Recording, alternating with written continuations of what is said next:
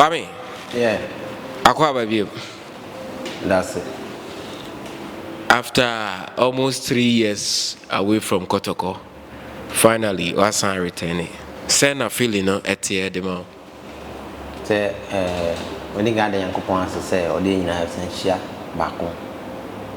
Now, I'm said the feeling in there is always the same as the first time I'm back Kotoko. No, not feeling there. You know, say every player we are pleasure and say over Kotoko. And it's a only opportunity, no. Say Kotoko, I mean, it's even a pleasure and feeling it there very great. Kwame, my last game Obama Kotoko, it was against Kim Pfizer. Techima, that was your last game. And Anopano Bekono, you were not too happy, say. I was a Ufrimu in that scenario.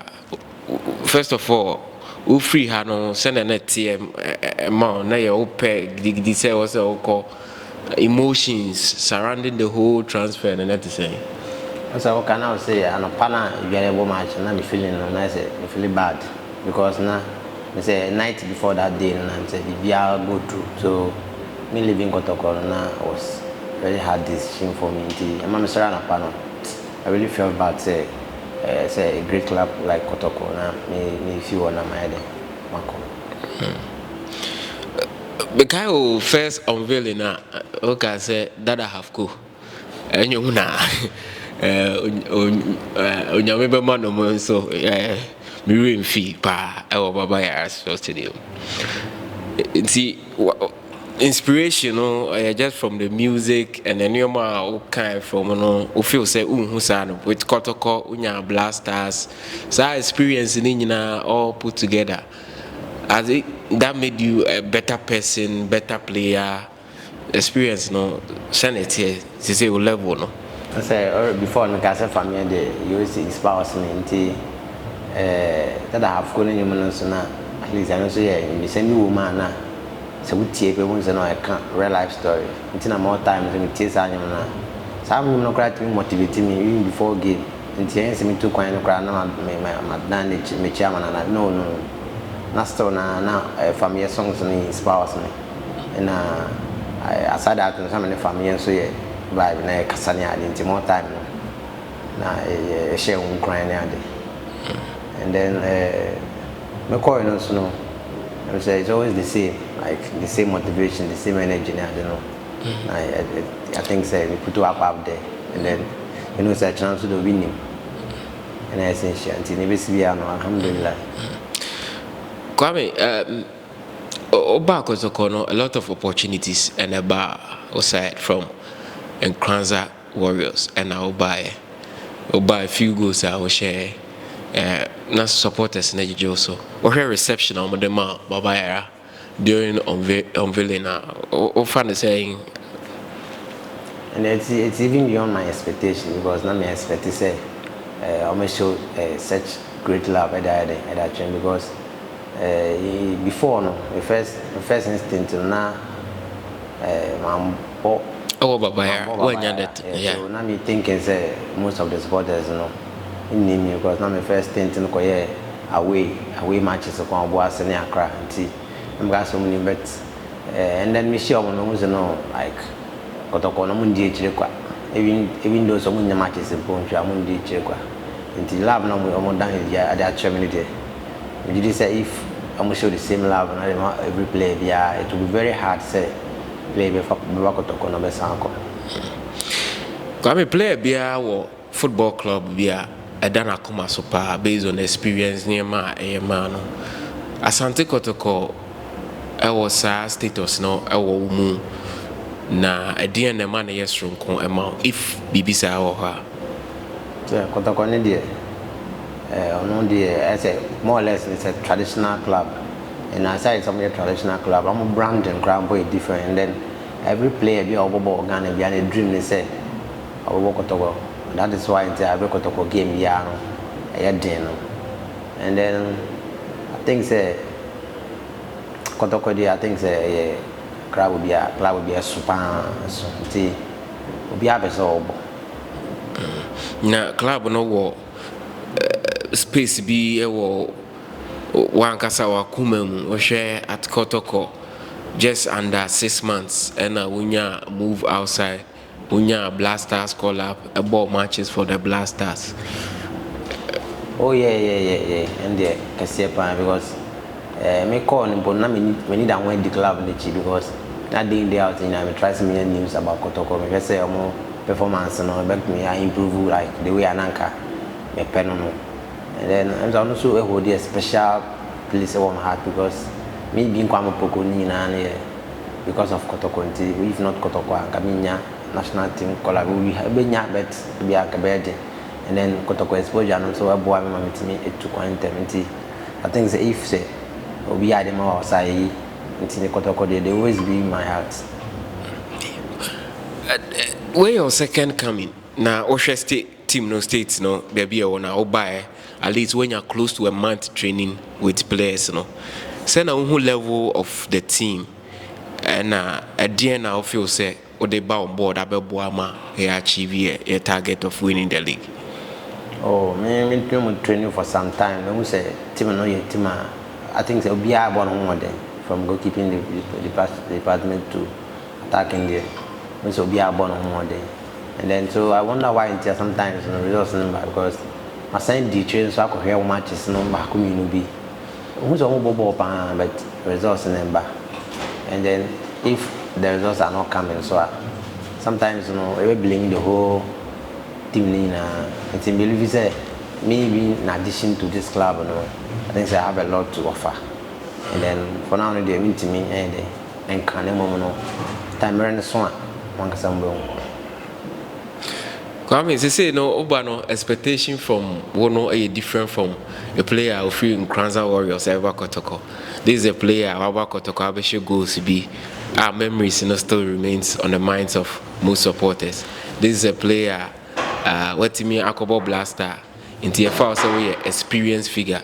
So our expectation we and the pressure it comes with it. No I already so bet me absorb it Abua Kotoko. Oh yeah, because being for the cast in the new town, engineer, I will trim candidate, where the cast wide, my bread. And then, so back of the console, and then you know, my expectations are very high. Yeah, I'm already any day piano. I'm ready to give out my best to the club and tea. And the pressure in the Babbitt. When you want to play, and I'm going to do a there, a crown. Kwame, do you be here and say, oh boy, chassis na what matches now I share goods, you know. Say no, at the end I'll be here free support base. Say obey only my dada and near who be some no our park and so on. Sometimes I am supporters and so in home more park and so I it's a positive moral like a command confidence level no. I mean we say no, born here, my own your bomb mama way training because I don't know more energy because will be fancy Gamba Park now on Banon be loose now call Abasana, a money pan boy and omba. Into your best myself for now no. Never hear if you more so the Umbra Park no in their numbers, some sporty Mother Asante Kotoko, but some more supported team as well. Judy said, and it will be away and be a so you ever done in the amount. Mr. Midika initially say one player see so far. Teammates in the teamwork there, but player Bena were impressive. This guy is a great guy. Kotoko a lot of talent woman. Now we didn't me point out say we and I say because first defending a snow attacking but so far games no should be no more training out him say players do a teamwork quality one on say this guy is the body results and then they make it my results about so I think so moment so far will be impressing me more Albert is striker or position our who is saying the quality is saying how oboge una we strike and be a bit match new more about on why be a yen as supporters go you sa quality no but as a striker the quality no one more to say this guy is a top guy. we have better more all the qualities to be at the top level because Osheno, the composer like running, the way exhibition goes now like he's a talent to watch.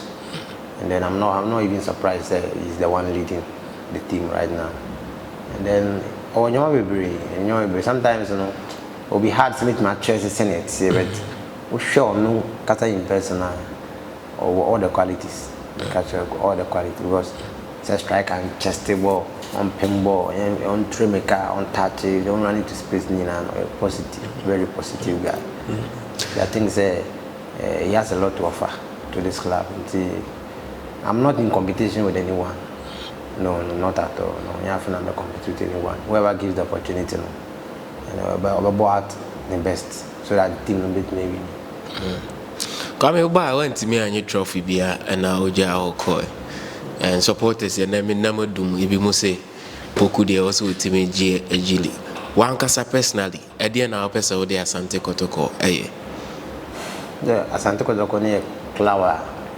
I am more trophies. And if I'm first thing, and my trophies and back.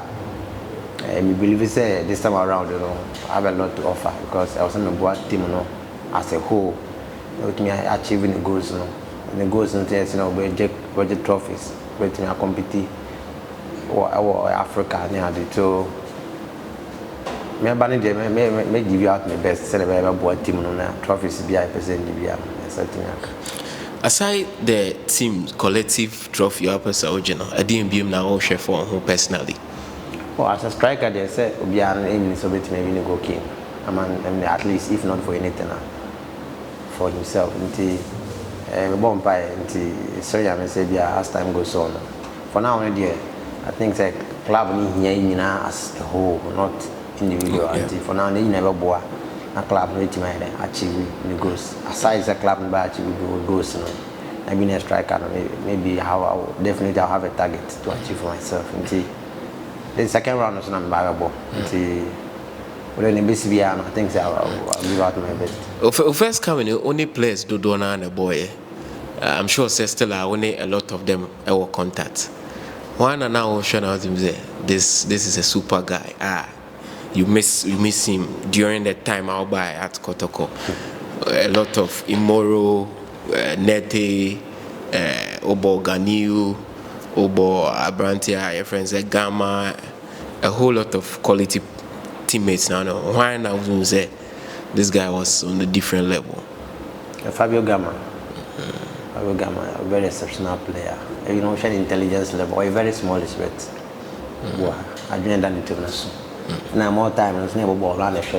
Anytime, even if you got to most of the time, I miss playing with him because the only person I know or type passable at the moment.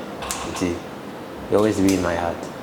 Kwame, yeah, I better was saying I wish you the very best of everything for your stay at Kotoko.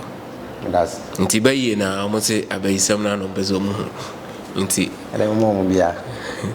You'll be happy be a bayi amano. Oh yeah, I need a